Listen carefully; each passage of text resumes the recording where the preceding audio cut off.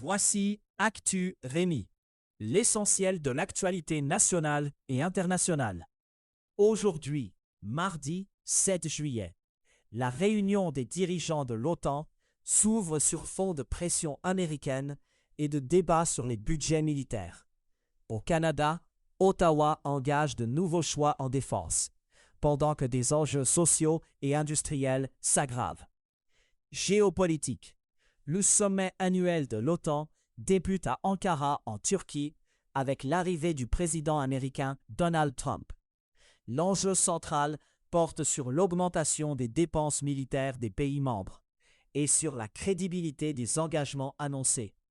Le secrétaire général de l'OTAN, Mark Rutte, exige des plans clairs, concrets et crédibles pour atteindre les cibles de dépenses. Mark Rutte assume aussi un message politique direct aux alliés, en affirmant que Donald Trump avait raison d'accentuer la pression. Le sommet se tient alors que des tensions existent sur l'utilité même de l'alliance, après une année marquée par des doutes exprimés depuis Washington. La Turquie accueille la rencontre dans un contexte intérieur durci, avec des blocages de sites critiquant l'OTAN et des arrestations pour liens allégués avec le terrorisme. Les autorités turques ont aussi arrêté un humoriste pour des blagues visant le président Recep Tayyip Erdogan. L'État turc a interdit à une croisière pour hommes gays de faire escale dans les ports du pays, à l'approche du sommet. Volodymyr Zelensky compte profiter de la réunion en Turquie pour réclamer davantage de systèmes de défense aérienne. Le président ukrainien veut notamment plus de missiles intercepteurs, après des frappes russes décrites comme intenses. À Damas, plusieurs explosions ont retenti près d'un hôtel haut de gamme associé au séjour du président français Emmanuel Macron.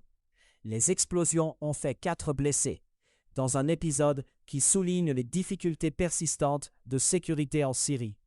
La présidence française confirme qu'Emmanuel Macron est sain et sauf et que son programme se poursuit.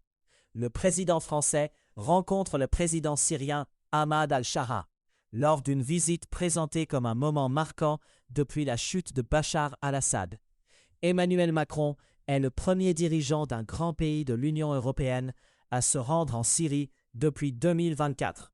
Des contrats liés à la reconstruction syrienne devaient être discutés lors des rencontres prévues malgré ce climat d'insécurité. La Chine a procédé à un tir d'essai d'un missile balistique dans le Pacifique Sud, avec une ogive factice.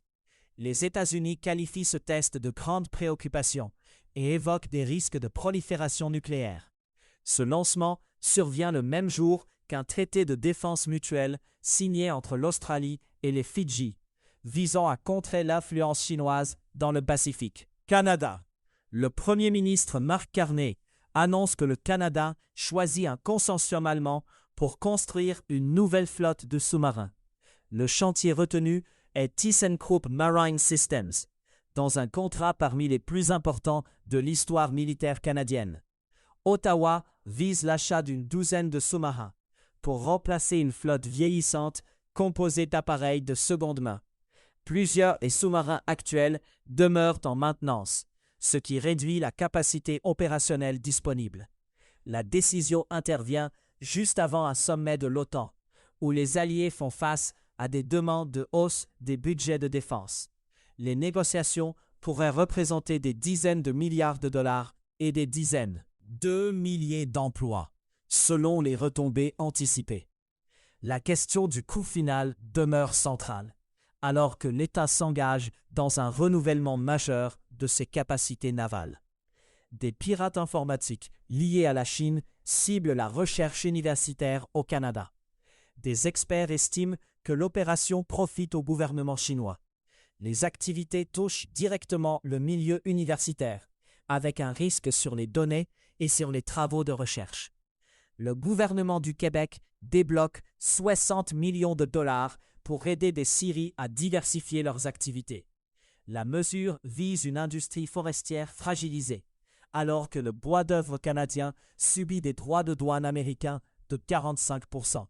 L'enjeu est industriel et régional, car les scieries dépendent souvent d'un petit nombre de marchés d'exportation. La crise de l'itinérance est décrite comme sans précédent à Longueuil. Un campement situé entre le fleuve et l'autoroute 132 compte maintenant des dizaines de tentes. Cette croissance rend la situation plus visible et accentue la pression sur les services locaux.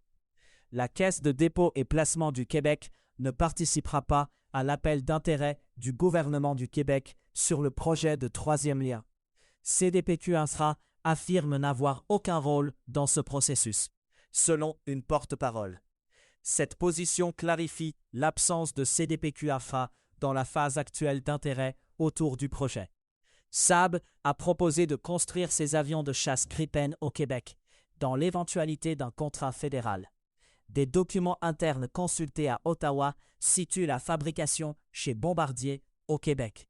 L'offre s'inscrit dans un scénario où le gouvernement Carney choisirait le Gripen comme avion de combat. Science.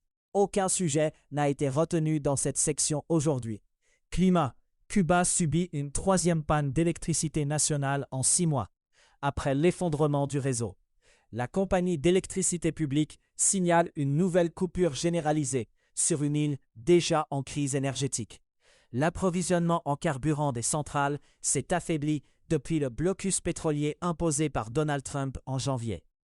En Chine, des tempêtes violentes provoquent des tornades et des glissements de terrain, avec au moins 15 morts.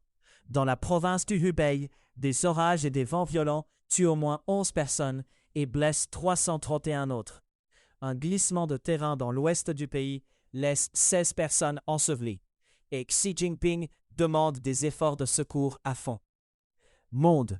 En Iran, des dizaines de milliers de personnes se rassemblent à Qom pour un 4e jour de cérémonie funéraire en l'honneur d'Ali Khamenei. Le guide suprême est mort fin février, le premier jour de la guerre entre les États-Unis, Israël et l'Iran. Les rassemblements publics s'inscrivent dans une mise en scène politique, centrée sur la résistance et la promesse de revanche. L'Iran aurait tiré sur 2 navires commerciaux dans le détroit d'Ormuz, dont un méthanier qatari. Les 2 bâtiments auraient été endommagés, sans faire de blessés. La télévision d'État iranienne confirme les attaques, sans les revendiquer officiellement. Le ministre iranien des Affaires étrangères avertit que des discussions pourraient s'effondrer après une nouvelle menace de Donald Trump. En Jordanie, la colère monte face au refus d'Israël de renouveler un accord sur l'eau arrivé à expiration. Un accord de 2021 avait doublé un volume initial de 50 millions de mètres cubes par an, défini dans le traité de paix de 1994. Cette augmentation avait été renouvelée à plusieurs reprises, jusqu'en novembre, avant que la dégradation des relations n'y mette fin. En France, Marine Le Pen attend un verdict judiciaire déterminant pour son avenir politique.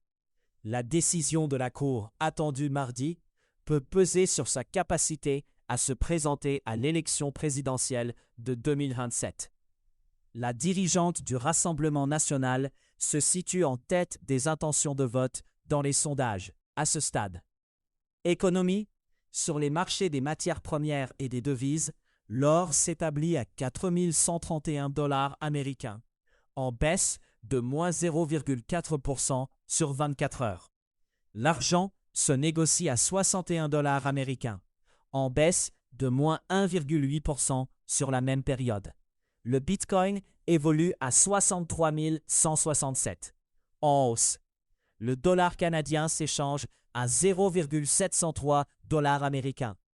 À savoir aujourd'hui, le 7 juillet 2005, des attentats à la bombe ont frappé les transports publics de Londres, faisant 52 morts. Le 7 juillet 1954, Elvis Presley a enregistré sa première chanson commercialisée, That's All Right, à Memphis. C'était Actu Rémi. Visitez acturemi.news.